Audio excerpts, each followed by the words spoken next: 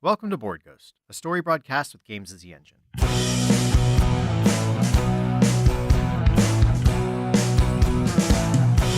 If living is a highway, then heaven is a bus stop. Been waiting for a minute there, but has it been forever? 'Cause dying don't agree with me. We believe you're out there, hungry for stories for shared experiences. We can't see you, can't hear you, yet we will play for you. This night's offering is a continuation of our game of The Skeletons by designer Jason Morningstar. To learn how we generate stories playing games of The Skeletons, go check out our The Skeletons Rules Primer on the website, boardghost.com. Our humble players, myself, John Holt, with me. It's me, Ken Breeze. Hello. And I'm Kelsey Dion, All right. and I'm glad to be back. All right, welcome back, Kelsey. Yay, Kelsey. Great to Cool. have you back. So far, I'll kind of recap and we can chat through our people too. We have a portal room sarcophagus at the heart of this tomb. Up above in the sands of the desert, there's a black semi-opaque cube that you need a special key to walk through and gain access to this tomb. And as you continue your way down, you'll pass a garden of statuary wherein hides our guardian. And further in, you'll reach the antechamber of the acolytes and ferrymen / custodians. And then at the heart of the tomb, you'll find this black onyx sphere floating, a 6-foot diameter thing off the ground, rotating slowly. To the eastern wall, if you have light, you'll be able to see a mural of sacrifice with a wicked curved dagger symbol being held as part of this thing. And then to the south of the sarcophagus, you'll see 7 niches, one of them now smashed in, that show various statuettes of these custodians. Faces, yeah. Totally. And as you continue deeper down towards the sound of hissing water, you'll come through a corridor of fish guts, maybe now bones after Yeah, enough kind of time has bones. passed. And you'll pass a room that glows and hums with rotting magics, and continue down past a small chapel or ritual room, and further down to a staircase that melts and to have decayed and overlooks this acidic lake, subterranean lake in a cavernous pit. And this is what we defend. That's right, our tomb. And who are we?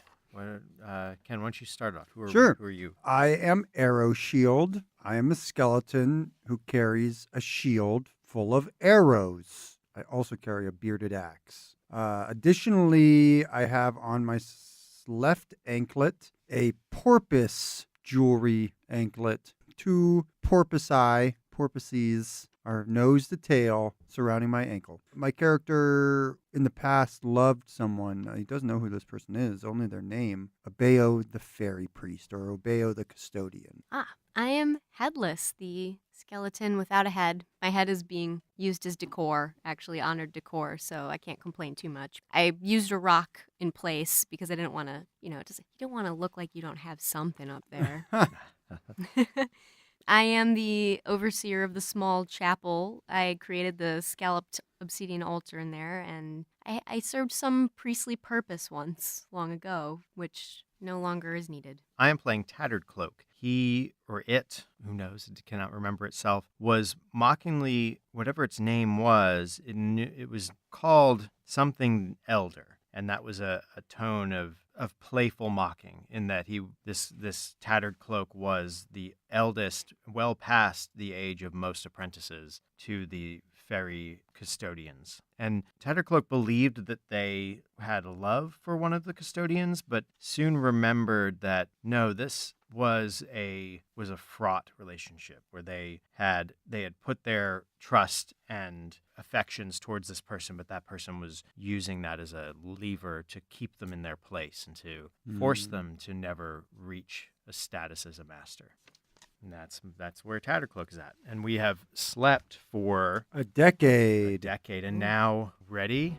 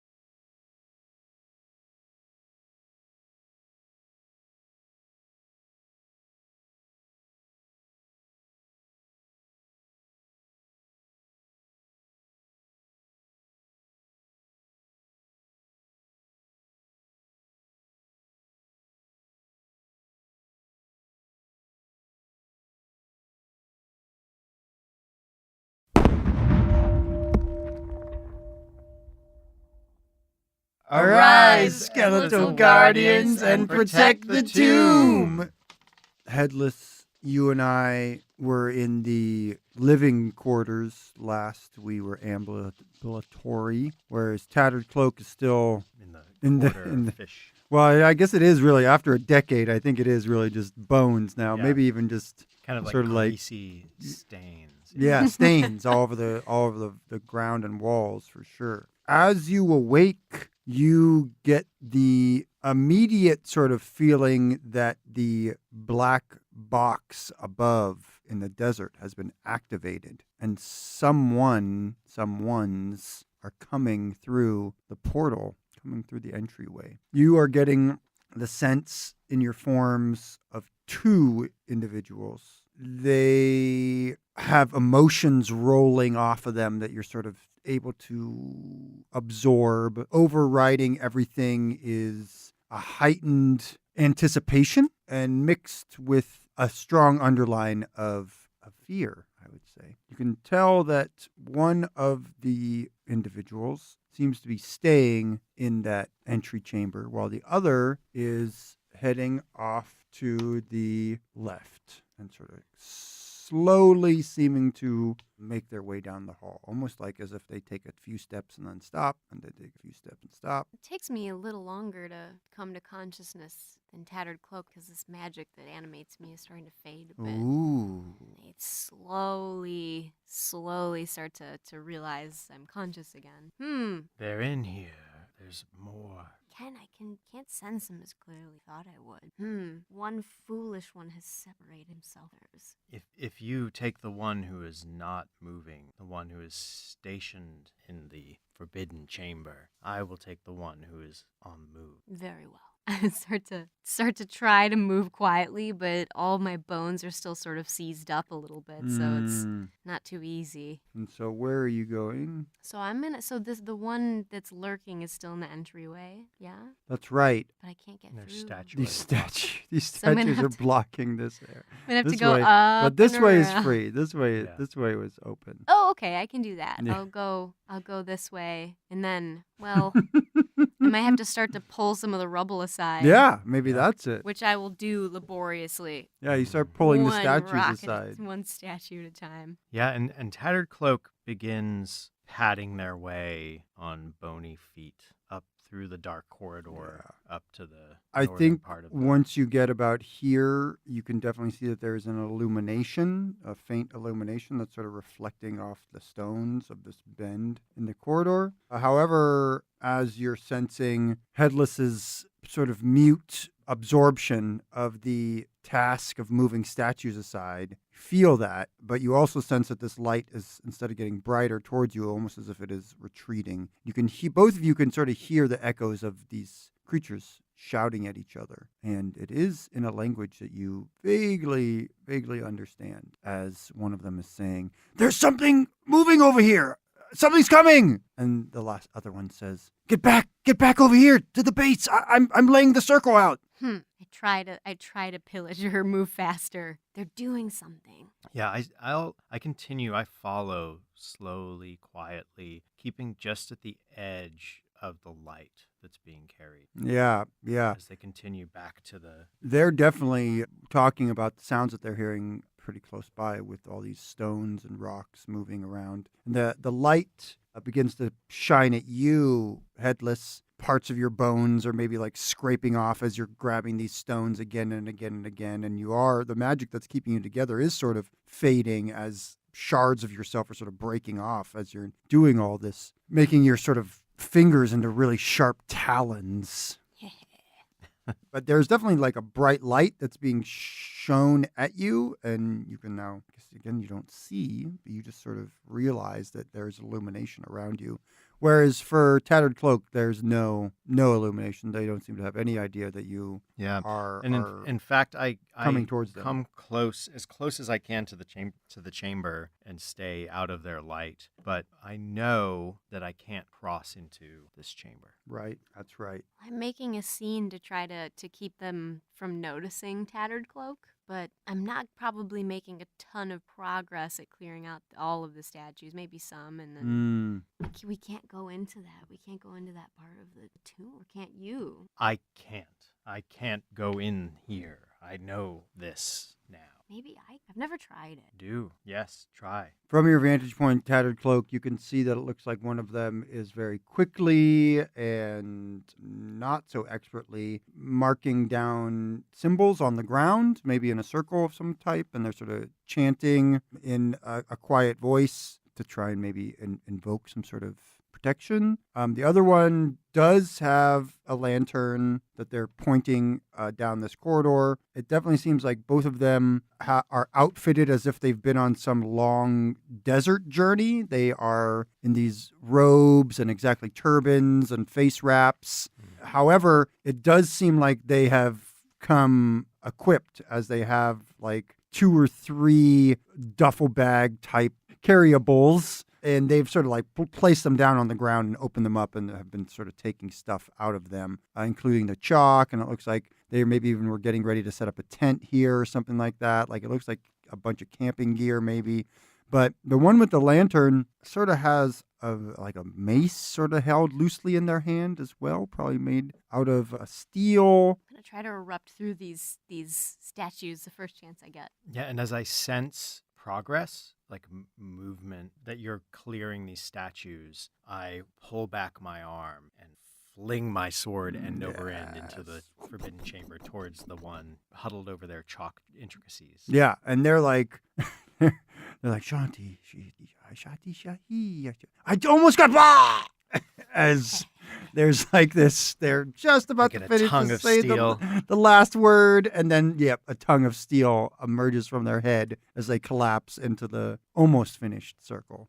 The other, what is obviously revealed to be a tomb robber, spins around seeing their friend or companion killed, and that's when Headless bursts through all the statues, and there's sort of this rain of rock and sort of boom of rubble hitting the ground. Headless, your head rock is knocked off your shoulders by sort of these collapsing statues around you, and you're not sure exactly which of the statues might be statues and which is your rock. They're all sort of jumbled together at this point. No use looking for my head now. I don't really need it. I'm gonna try to lumber into the forbidden chamber with spiky mace swinging. Take out that guy who's blasting me in the face with the light.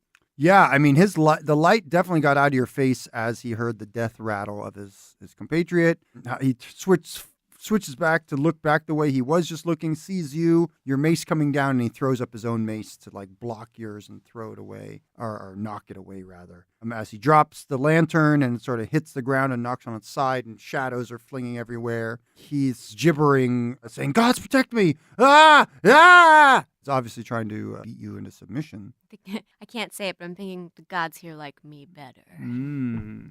I'm gonna grab the wavy dagger that's around my neck. Yes. And suddenly, just unbidden, this spell is coming back to me because I was a priest once. Mm-hmm. And I could wield the dark magic of these subterranean ancient gods that we've built a temple to here. And I open my hand and this pillar of just black flame blasts out of the ground, enveloping this enemy. And it almost crumbles my hands. It was such powerful magic, and I'm falling apart at the seams. I don't know if I could even do that again. The pillar engulfs all of the tomb robber except for his extended arm with the mace as he goes up, and then you just hear the thump, clang, of his arm and the mace hitting the ground. And if you look like outside in this desert, it's bright daylight and almost illuminated by black light. The pillar becomes opaque and expels a tongue of flame, and it's like an eclipse. Everything is shining with darkness, and then it's back to normal. It's back to bright, like flipping a switch. Everyone answers one question. The killer or killers may answer 2. You both may answer 2 questions. Double kill. Mm-hmm. What area within this place are you forbidden to set foot in? Ooh. And I sort of answered that for myself. Sort of answer that for yourself. I am not allowed to enter the foyer, the entry chamber to the tomb. Yep. it is forbidden to acolytes to for us Mm. to venture because it was a temptation of escape. What connection do I have to those I've just killed? What memory did they evoke? They were some of the desert people, the nomadic tribes. I think that they were from a lineage of those people, and seeing them invoked a lot of memories and invoked that magic, the knowledge and remembrance of spells that I could cast that are even now fading again from my memory. But most importantly, I had flashes and moments where I remember my childhood growing up, the camel trails, and I was from these people in this nearby desert, which is probably how I found myself joining this group. And I remember the snatches and moments of lives lived out amongst the tents and the beasts of burden with my family. Okay. So my second question is, who here among the skeletons richly deserves this fate and why? So until the zealotry of Headless and their kind came into this tomb, it was a place of practicality. It was built for a purpose. It was built as a neutral place for travel and rest. And there were clear reasons and places, and the introduction of this person and their outside religion twisted this space. And it's these same magics that may have put us into our inanimate or our animated afterlife. You deserve it. You I deserve do. it. I did. One more from you, I believe, Kelsey, right? Yes. What was your name? My name was Ursana. On the glory fades table, a skeleton loses some bones permanently. What body part is missing? Noted on the character sheet. I think I did have damage to my hands pulling away those. Mm-hmm. As you said, I kind of am falling apart at the seams, so I think I lost a hand. Yeah. I lost a hand trying to. Your left hand. This one's gone. falls off. All right. That one is just That's awesome. powdered into dust and just Blackened. tiny bone chips. Nice. Rolled on our time passes as well. A millennium. A millennium will pass. Choose once on the world's crumble or time devours table. Time devours. That's appropriate. The tomb is infested. What signs of vermin remain long after the infestation ends? Adjust the map. So that's what happens over the millennium, is the tomb is infested. Oh no. Well, we have some dead bodies here. Maybe the dead bodies are infested with something. Yeah, maybe it's even weird. Like a lot of stuff has died. It was like Yeah. lice or some sort of thing that eventually made its like fleas, like just weird little stuff that got into the trash Yeah. and got mutated. Yeah. and multiplied. Yeah. And just existed for a long time, and maybe ended up with maybe ate most of the treasure trash. Oh, I like that. Oh, yeah. Yeah, they ate most of the treasure trash. And instead of the treasure trash, now there's just a carpet of carapaces here. Mhm. Ooh. Yeah, like a carpet of the only thing that didn't get eaten really was the dragon's treasure chest. And even that is Dragon like skull. gnawed at Yeah. by these like weird magical. Yeah. Like- interdimensional lice. Ooh. Sounds gnarly. Carapace carpet. Okay, so this is going to be 4 minutes. Yeah. Ooh. And A then we're gonna be millennium. into Much desecration. time will pass.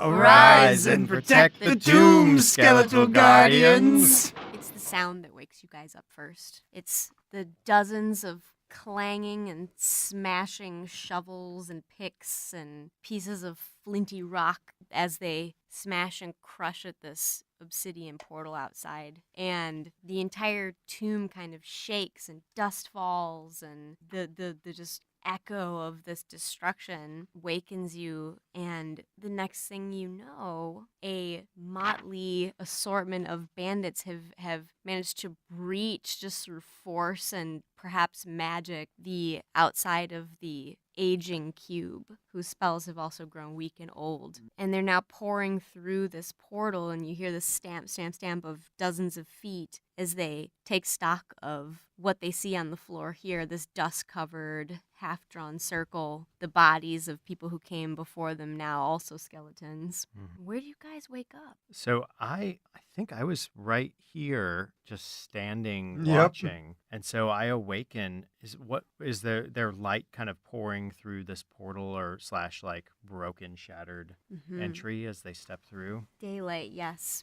And even as they step through, you see what, they had used some sort of organized effort to break through here, some planned method, but now that's devolving as their eyes are flying around and they're taking stock of what possible things they could surge through here and loot. And so only some of them even really notice you and your animate state. Others just look over you as though you were some just dead person abandoned here long ago. When no attention is on me, Tattered Cloak steps back into the shadows of the corridor, into the darkness. And technically, your sword is Inside a skeleton, inside right a there. skeleton head. Like in the middle of the room. I no longer have a sword. Yeah. Gotcha. So A millennia has gone by. Now Yeah, my you- cloak is just almost completely gone now.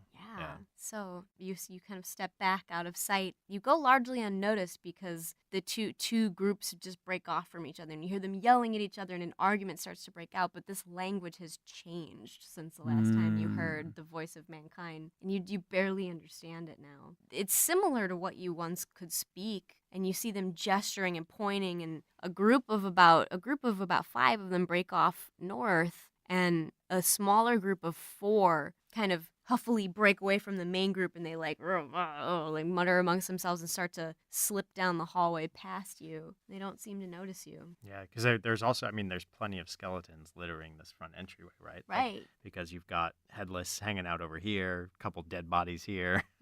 Exactly. What is Arrow Shield doing? Arrow Shield, the last he was animate 100 years ago, was in the living quarters area, having just witnessed the fuzzy, spindly-legged beings being destroyed. Hearing the sounds coming from the entry chamber, Arrow Shield is going to head north from the living quarters. And all of it within the living quarters too, like what had been moldering before It's just is now like dust. Yeah. And those bramble branches kind of are coated in dust, and just the last remnants of fabric hang on the walls. all the red cloaks from the beds are tattered and destroyed. Everything, even Arrow Shield's shield has gotten a bit, I think, brittle, sort of rust and decay, but his axe seems to be just as sharp as ever. And as he makes his way north, he quickly moves into the central chamber. He's more familiar with this area, so he's not moving as cautiously as these intruders. The northern pack starts to, they come around, and you sense that they first take a slight turn down this tunnel, which is practically collapsed due to age. Finding no real passage through there, they come around again down through the archways, and you see them entering through the northeastern side into the central room now. And they look upon this gigantic floating orb with awe and fear, and they start to creep towards it with hands extended. And you're standing there. Are you moving too much? I've sort of positioned myself in front of the floating onyx pearl, our sarcophagus. I don't think I'm moving. I think I'm standing very still as they arrive. Are you between them and the pearl? That's what I would like to be. So some of them try to sneak by you. A pair of skeletal arms and tattered cloak wrap around the sort of upper body and face of the one in the back, the rearmost bandit. So you hear, and then one of the bandits is drawn with powerful skeletal arms into the shadows, and it's easy to snap his neck. Mm-hmm. Here in the central chamber, I mean, there's the mural on the wall. There's the floating black pearl. There are the niches with the custodians' mummies within, one of which has been smashed open at this point. A discarded gem on the ground somewhere from that smashed open Mm-hmm. niche. They're just looking for anything to loot in this room. And as they start to move past me, definitely the axe would catch their attention since it glimmers in their light. Mhm. And that's when I swiftly burst into action and just decapitate one of them. So the unlucky one that came to inspect you and try to take your axe lost his head. Yes. So one's reaching for the gem on the floor, and the others are sort of starting to feel along the walls when that happens, and blood splatters across them. And they turn shouting, and they point at you, and they start to surge toward you. Mm. A couple of them. Meanwhile, the one at the back who's grabbing for the gem frantically picks things up and stuffs them into his shirt and his pockets and tries to run from the chamber. So you have maybe three of them. They have pickaxes and shovels, and so one of Totally. them tries to swing a shovel at you and manages to crack you across the face and just make Yeah. some teeth fly. Definitely. I'm so brittle at this point. Yeah, knocking out a bunch of my teeth. I'm unrelenting though. I mean, my movements are slow-ish, but not so slow that I can't make attacks. I'm not as worried about being damaged, so I am taking like cracks in the skull and like my shoulders, and probably some of my rib cage is broken in certain places as bones are starting to hit the ground. Just as often I am felling them until there's really only one left Mm-hmm. facing me. He may be the captain as well, so he lets his men fight you and fall, and then his cowardice starts to sink in, and he's backing away from you, which is putting him closer and closer to the obelisk, given how you were positioned, or the floating pearl. You can see his reflection start to creep into size in the actual pearl itself as he's backing towards it, and he bumps into it, and it sort of hovers a little bit up and down as he hits it, and he frantically looks behind him. To see Tattercloak with the shovel that he had pulled Ah! from the bandit Yes. coming down to cleave the bandit captain's skull and spatter blood on the onyx sphere. Excellent. He appears having dispatched the other bandits methodically and quietly in the other tunnels. So the bandit captain falls, and the room grows still again, and you sense that there's no more danger now, even though the destruction they wrought upon the tomb was unlike even the millennia that passed. Yeah, now there's just a ragged entryway into the front of the tomb. Easy to get in now. The sand and sun is starting to pour in, the wind blowing things in. That is probably your last thought as darkness descends. Everyone gets to answer none, one, or two questions as they prefer. What was my name? That's what I'll answer. I'm just going to answer one question. And I'll say the name was of the tattered cloak was Benneth. My question was, who here among the skeletons did you once feel fierce loyalty toward, and why? And I'm saying I have a fierce loyalty, or did have a fierce loyalty to Tattered Cloak. As we're working together in this last intrusion, I'm realizing that I know Tattered Cloak's movements. I know their strategies. We've done this before because in the past we were best friends. Mm-hmm. Yeah.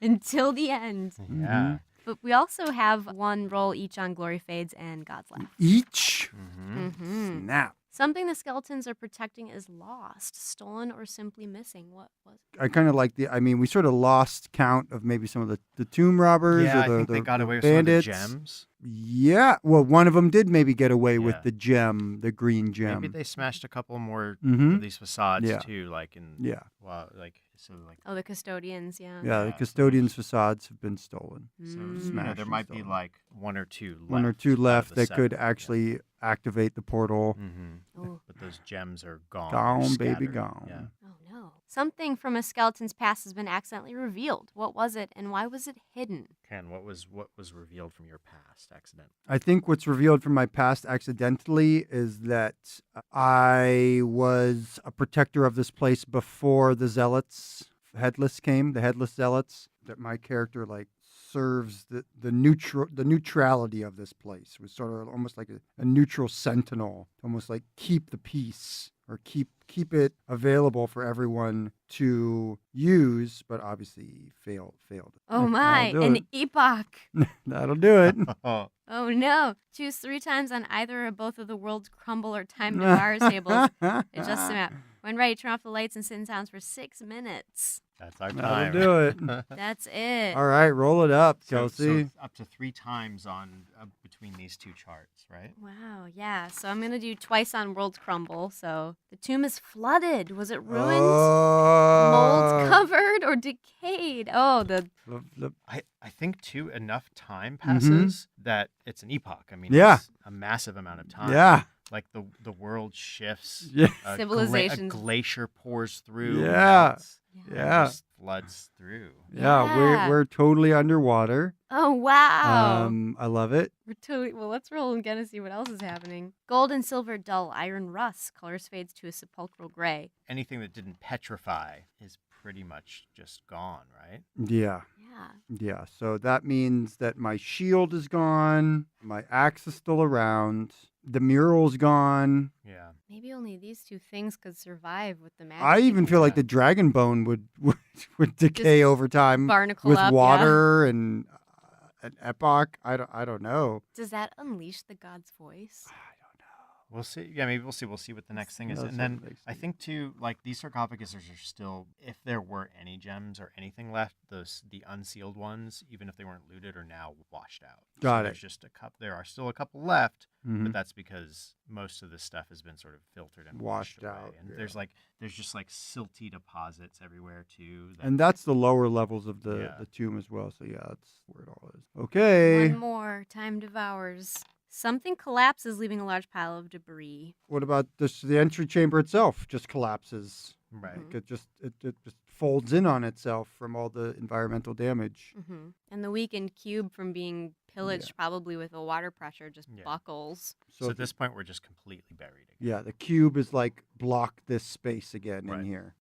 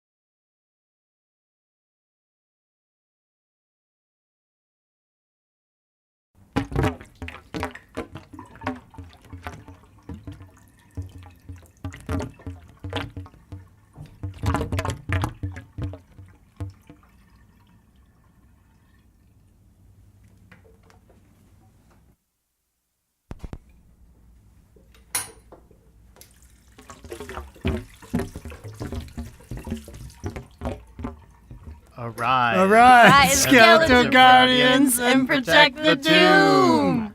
That was kind of a nice little round. Yeah. That was a full epoch. That was a full epoch. Oof. It was epoch and then So where is everybody at here? Quick, as you awaken. I think I was in the entryway. yeah, I thought weren't you like over here? Or Yeah. you had like bust through, remember? And Yeah, you're right. Like, So kind of like in here. I was and in your, private. and your hand fell off. Yep. And you were both in there. Yep. Both of you. I'll explain how they manifest. So the first sensation that you have is of light. Mm. You realize that the orb has been rotating in the center of this room, and that's completely full of water, and that it's just been sort of spinning you, like it's made all the water in this room rotate, and so you've just kind of been rotating for who knows how long. At this point, your axe if there's anything that remains of it, has been like condensed into sedimentary rock. Last vestiges of the arrows in your shield are those like bits of petrified stuff, or where you had a skeletal footprint that also in the sediment and debris petrified, and so that you're looking at this seabed covered in silt that is this chamber now. But the constant movement has kept it cleaner than a lot of other places in the tomb. And light is coming from the orb. Oh. And it's becoming clear. Oh. And you get a sensation of movement as you're pulled, and you start to like feel yourself being pulled closer to this thing as the water starts to rush into the sphere. Yeah. And flush out of the tomb. Yeah. And so you're drawn in a tide closer and closer to this thing. And when you finally come to rest, closer yet, not all the way in the spot, and when you kind of have rested at the foot of the sphere, all the water is, you're in maybe like a half foot of water, and where it's sort of equaled out, and as you go lower it will just get deep again as you look towards the slanted bits. Out of the sphere steps a custodian. Oh, nice. And behind this custodian is a small flock of younglings, like raw apprentice, in bright, fresh red cloaks. No elders here. The custodian looks around troubled and says to the acolytes, This unfortunately happens when certain way stations are left out of our loops. They come into disrepair. They're speaking a language that has not changed fundamentally. It's an enduring language. It's different from the language of the outside bandits and the tomb robbers. It's a language of people who jump time and jump space through this portal system. I yank off one of my arms and begin advancing on them. The guardian doesn't see you coming. Yeah, I attempt to hit one of the small ones. I don't know if my bones would break, though, since they've been, like, submerged in water for... Thankfully, there's magic. Yes, that's right. My bones are magically strengthened. If anything, too, they've just been compressed calcified. Yeah. So they're more into stone. More stony. Yeah, I'm like a stone skeleton at this point. Just a stone skeleton, man. As I go after one of the kids. And the custodian sees this movement and bodily blocks the blow, and you strike them across the head, and they fall unconscious to the floor, and the acolytes scatter, screaming. Well, I'm trying to struggle my way there, but I feel like I'm barely animate at this point. Like, half my joints don't even work. The magic that animates me is failing, or maybe it's almost entirely failed. I'm probably like either like, did I get like pulled from the tides? Yeah, so you're like closer yet. So I'm probably like crawling because I don't even know if my legs work anymore. They're probably deanimate now. I'm gonna be crawling towards these acolytes and trying to grab them and slash at them with my sharpened bone finger hand. I have one hand that works. The other one's just a stump. Yeah, you grab and scrabble at them and claw at them. You pull one down to the ground and slice it up with your claw-like hands as the others scatter and scream. And they have like little baubles that are these illuminated lights, and they're reminiscent of their master. Like it's like small little like glowing gems that are in the same shape as the custodian that stepped through the orb. They're starting to form bands. Like it seems like there are some that are taller and a little more literally, and they're starting to form around these ones, and the orders are being barked as they start to cluster away from you. And I follow them as my right leg that has been sedimented to the ground cracks, and just below the knee, the leg of mine that has had the porpoise anklet on it, though, seems incredibly well preserved for some reason. Ooh. Though I am now like doing this weird limp. One of my legs is much longer than the other. I sort of am doing this weird limp with my other arm in my hand as I'm sort of trying to follow these apprentices to try and hunt them down. And all that's in my mind that you hear, Headless, is protect the tomb, protect the tomb. the acolytes are cautious and wary. They actually are starting to use their cloaks. They throw them over you Yeah. to impede both of your movements. They're organized, they're smart, and they're spry. Protect which the is doom. opposite of you guys right now. Protect the doom from the zealots. Groups of them try to scurry away and pass, sloshing through this water to get around you. They're trying to go around, like a handful are trying to go around this way, past you. They throw a cloak down and sort of some leap, some scurry around. The more agile have leapt over you. I'm gonna try to grab at the glowing thing that the acolyte I stole is wearing and see, can I draw power from it? It's familiar to you because it's the magic that you use and commune with your god is drawn from this interdimensional source. And you feel it rushing, it animating you again, like reawakening the spell, and the light fades and the gem fractures and shatters through what little remains of your hand. You're able to move your legs now. You feel more unalive than you have.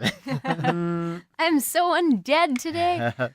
Now, Ken, what are you doing right now? In these cloaks, like a bull in a china shop, just sort of like throwing myself around, trying to get at these tormentors, these intruders. As I'm doing that, I realize that Tattered Cloak is still in the chamber with me. Have to drop my arm so I can use my other arm to take the cloaks off of me, and I crawl over to Tattered Cloak's feet. Okay. Protect the tomb, and I'm trying to get up on my feet so I can join my skeletal brethren in defending. A group of acolytes is down the corridor here, and they're hollering and taunting you. They're trying to draw you towards them and draw your attention away from a group that's clustered here near the southern wall. I point with my bony hands at the group near the wall. They're trying to trick us. All I say is protect the tomb. Once again, as I pull off one of Tattered Cloak's legs as an impromptu club. Need that.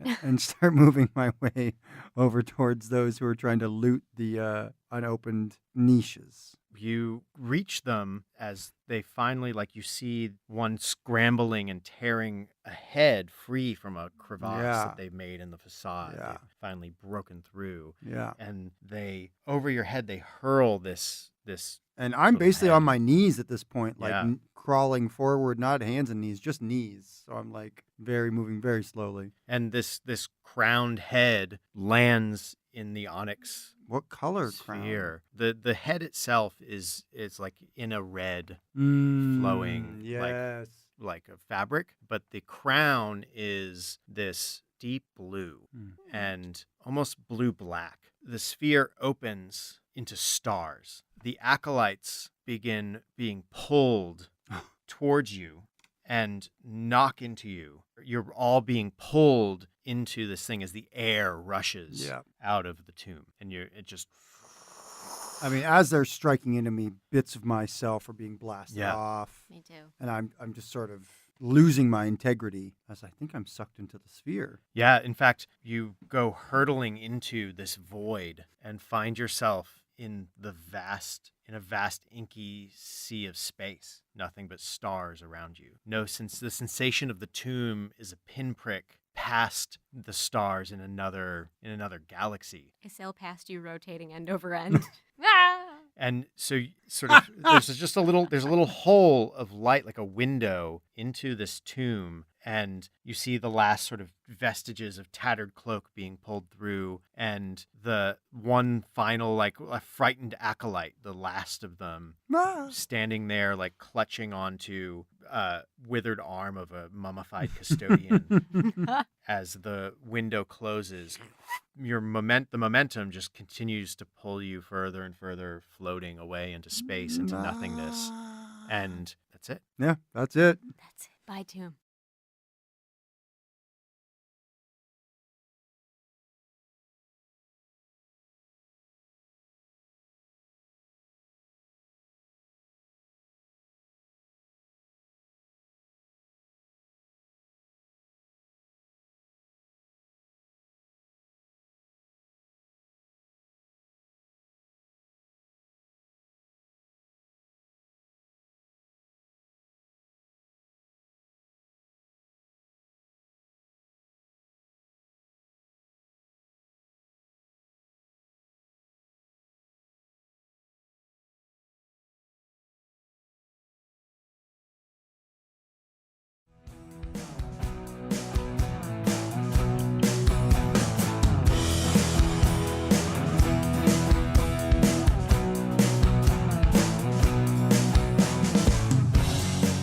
our story ends.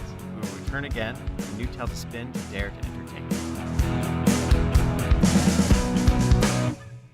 I was one of your players, John Holt. You can find me on Twitter at LordJoho and on Instagram at board_ghost. You can find my media review recommendation podcast at newtoyoushow.com. And you can find my book club podcast at woundandstab.com. Ken, where can people find you? I'm Ken. You can find me at Berlingsbeard, Berlings Beard, on Twitter and Instagram, and my own website of the same name. I am a for-hire game master in the New York City area. Contact me to run your games. All right. And Kelsey, where can people find you? You can find me at thearcanelibrary.com, and I am also under the same name on Twitter, Facebook, and Instagram, and I write D&D adventures with skeletons sometimes for you to use in your 5th edition games. Thanks again, Kelsey, for coming on. Yeah, Thanks for having love me. having you, Kelsey. To learn more about the players and engine in our story, visit boardghost.com. You can help us out in making the show by patronizing us at patreon.com/boardghost. We want to thank our patrons. They help us in making the show, covering our costs, and, helping us fund buying more games to play for you, that sort of fun stuff, and hosting costs and chipping away at editing costs, et cetera, et cetera. In return for your patronage, we're happy to offer exclusive how-to-play videos, access to the art in wallpaper form for the shows that we do, and also you'll get early access to both halves of an episode. We attempt to get them both up as around the same time when the first one launches for most of the non-patronizing audience. So again, if you want to patronize the show and help us in making it, go to patreon.com/boardghost. If you're not in a position to do that, then share the show. That is a fantastic way to help us out, make sure that people know about us so they can listen to it and give us feedback, and also so they know about these games and can go out and play more of them and support the people who are making these great games. Gang, you can attempt to pierce the veil and contact us at Board Ghost World on Twitter. Shout through the ether if you have desires we can fulfill. Leave reviews and comments on iTunes, your preferred listening portal. Please take a moment to subscribe so you don't miss out on the latest episodes. We'd like to thank Pat Couples for our theme song and interlude music. You can find more about Pat at patcouples.tumblr.com or on his band's website, hotelsandhighways.com. If you're not alone in the void, share our stories. The more they are consumed, the truer they become.